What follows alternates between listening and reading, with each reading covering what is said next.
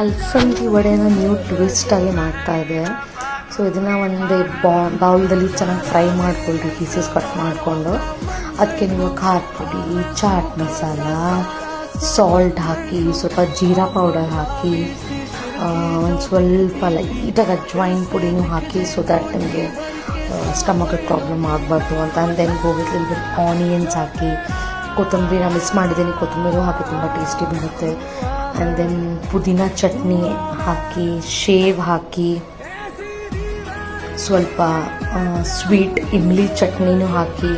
So ಒಂದು ಸ್ವಲ್ಪ ತುಂಬ ಕಮ್ಮಿ ಹಾಕಿದ್ದೀನಿ, ನೀವು ಜಾಸ್ತಿ ಕೂಡ ಹಾಕ್ಬೋದು.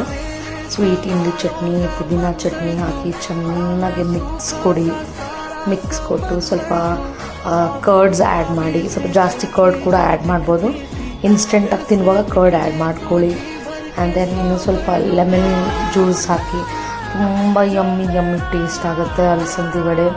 Just loved it. ಈವ್ನಿಂಗ್ ಸ್ನ್ಯಾಕ್ಸಾಗಿ ಯೂಸ್ ಮಾಡ್ಕೊಂಡು with some tea or coffee, enjoy it and tell me in reviews how it was.